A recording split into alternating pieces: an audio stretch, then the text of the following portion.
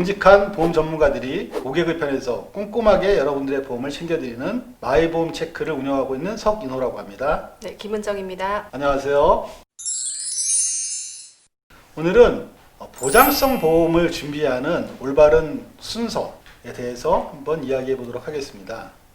보장성 보험이라는 게 뭔지 먼저 설명을 해드려야 될 것 같은데요.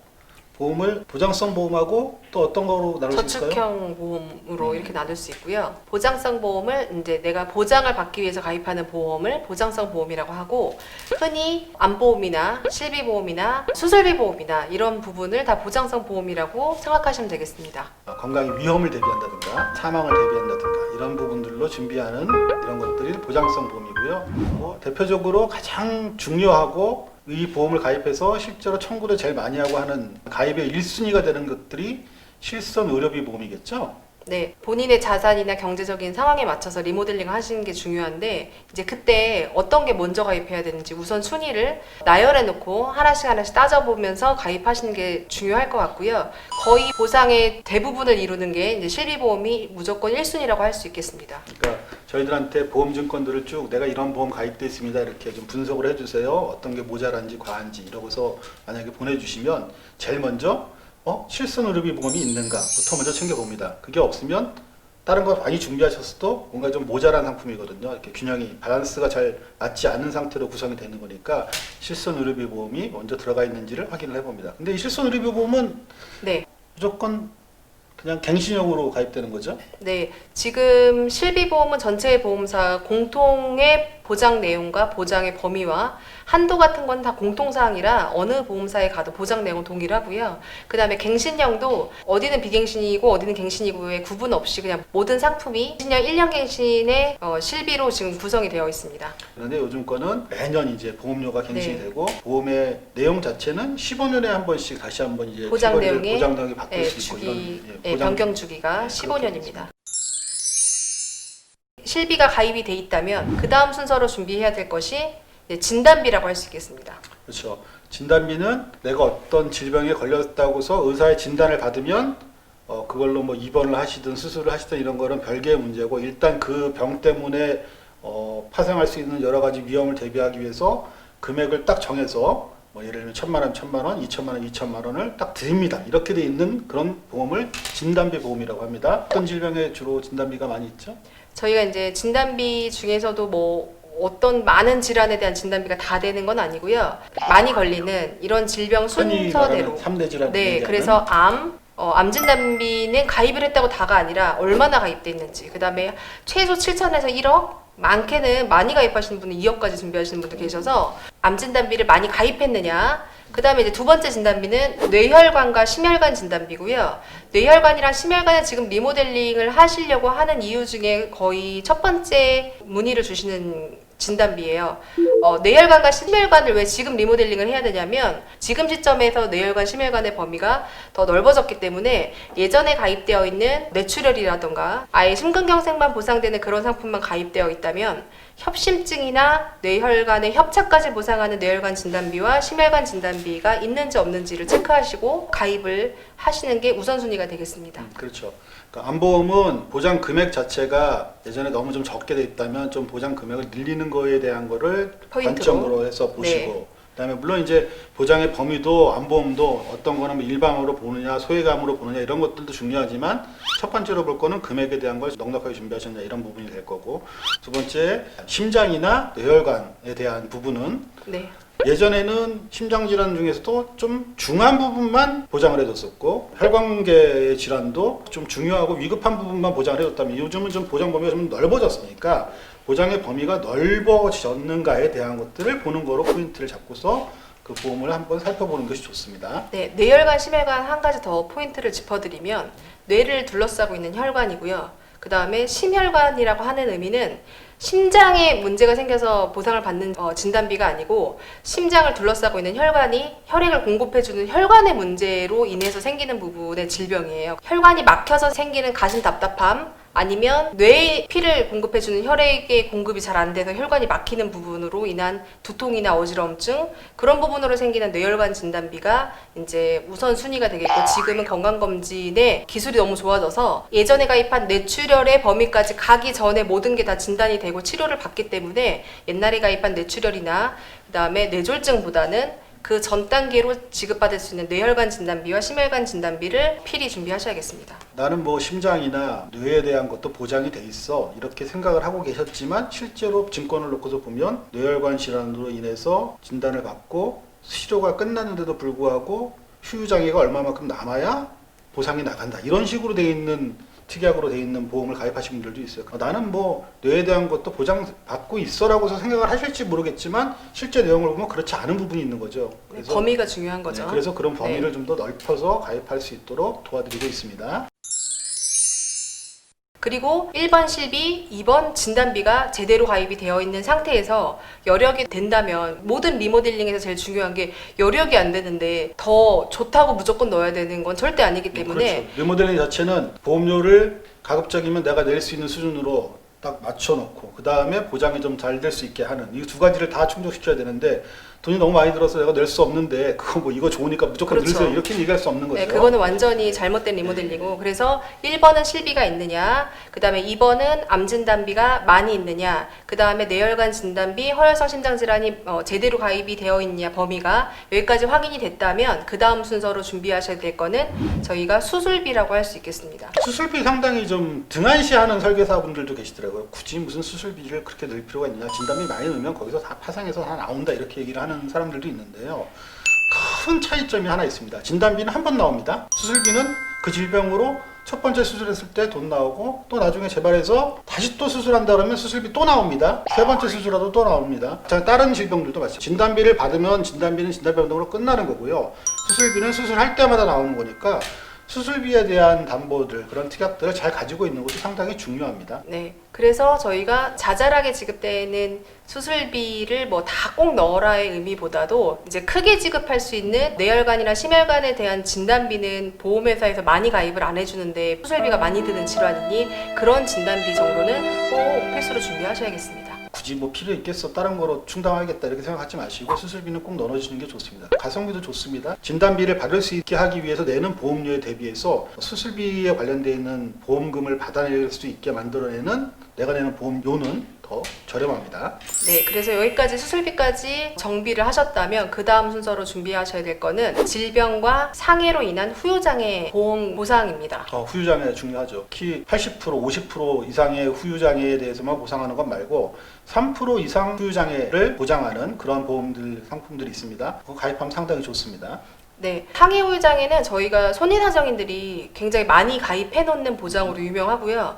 보험료가 워낙 저렴하다 보니까 보장을 많이 가입해 놓으면 혹여라도 일어날 수 있는 사고, 특히 남자분들이 제일 많이 일어나는 사고는 축구하다가 십자인대팔 수술하신 분들이 보통 15% 이렇게 나오니까 가입 금액이 크면 클수록 보상을 많이 받는 항목이고, 이거는 다치거나 어떤 질병이 생길 때마다 계속 보장이 되는 거기 때문에 그리고 이제 작게 받는 거에 포인트를 두는 건 아니고요.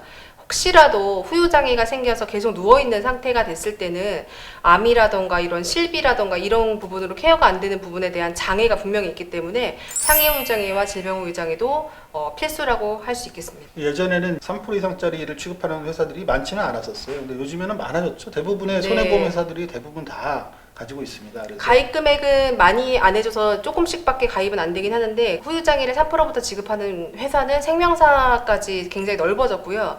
그 다음에 이제 저희가 사례를 하나 드리면, 상해 후유장애는 많이 아시고 어떻게 정형외과 입원하시면 이제 주변에서 상해 후유장애 가입했냐고 이제 손해사정인들이 와서 보상해주고 이제 수수료를 좀 받아가고 이런 일들이 많기 때문에 상해 후유장애는 많이 아시는데, 질병 후유장애 같은 경우는 한 가지 질병을 예로 들어보면요, 저희 고객 한 분이 하시는 말씀이 신장을 투석하는 분이 계셨어요. 근데 본인이 보험을 여력이 돼서 되게 많이 들어놨는데 신장을 투석하는데 보상받을 게 거의 없다 이렇게 말씀을 하시더라고요.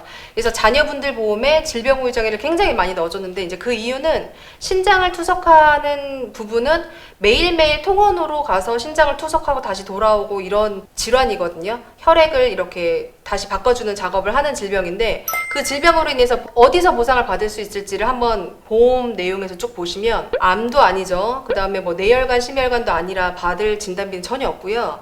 그 다음에 실비에서도 보상은 받지만 하루 갔다 하루 오는 통원이기 때문에 투석에 대한 비용의 일부를 받으실 수 있고 그 다음에 수술을 하는 것도 아니기 때문에 수술비에서 나오는 항목도 아니라 그 다음에 우리가 알고 있지 못하는 많은 질병이 있기 때문에 모르고 있는 질병과 신종 질병이 있기 때문에 질병 후유장애는 많은 범위를 커버할 수 있는 보험이라 이게 어디서 보상을 받을지 모르는 그 보장 이름이에요. 사실은 그래도 실비처럼 보상의 범위는 넓으니 준비하시기를 추천드립니다.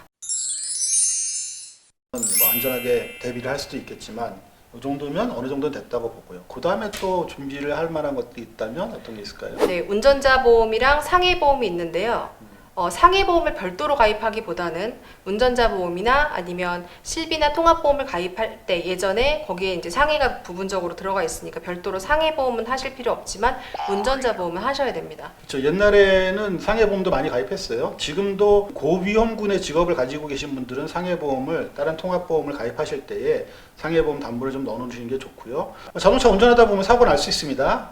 그런데 이제 뭐 사고 났다고 해서 전부 다 이제 뭐 범죄자로 만들 수는 없으니까 운전자 보험에 종합보험 가입되어 있으면 웬만한 경우에는 피해자하고 민사적인 합의만 해결을 하면 그다음에 형사처벌하지 않습니다. 그러나 형사처벌을 하는 경우가 있죠.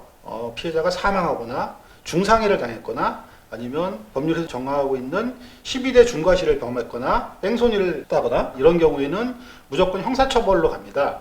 이 형사처벌을 안 받으려면 피해자하고 합의를 해야지 형사처벌의 수위가 낮아지거나 벌금형으로 끝나거나 뭐 원만하게 합의가 됐으면 그걸로 이제 정식으로 기소하지 않고 넘어가는 경우도 생기는데 이런 합의를 하기 위한 비용이 들어가겠죠. 이런 걸 이제 교통사고 처리 지원금, 흔히 얘기하는 형사 합의금 지원을 하는 게 운전자 보험에서 지원을 해주는 겁니다. 만약에 사고를 대비해서 누굴 다치게 했으면 그 사람에게 뭐 예를 들어서 뭐 그 사람이 사망했다면 보험회사에서 얼마로 합의를 해드릴까 이렇게 나와서 합의를 해주기도 하겠죠. 근데 이거는 이제 민사적인 책임이고요. 그다음에 이걸로 끝나는 게 아니라 형사적인 책임도 다 해야 됩니다. 그래서 여기에 따른 형사적인 합의를 하기 위해서 들어가는 비용들, 또 여기 뭐 나중에 벌금 나오게 되면 그 벌금에 대한 부분들, 정식 재판으로 가게 된다면 정식 재판을 위해서 쓰여질 변호사 비용 이런 것들이 돈이 꽤 많이 들어가게 되는데 예전에 2016년도 까지 가입했던 거는 본인이 다 내고 나중에 보험회사에서 받았었죠? 네, 2016 이전이고요. 네, 요즘 보험은 보험회사에서 먼저 줍니다. 그러니까 네. 예전 보험 갖고 계시던 분들 중에서 내용 보고서 뭐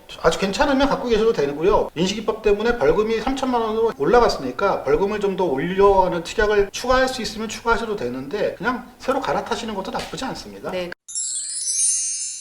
그래서 리모델링의 순위에 운전자 보험이나 상해 보험이 그 다음으로 있는지 한번 확인해 보셔야 되고 마지막으로 정기 보험이나 종신 보험은 최종 마지막 순위로 체크해 보아야 할 순서가 되겠습니다.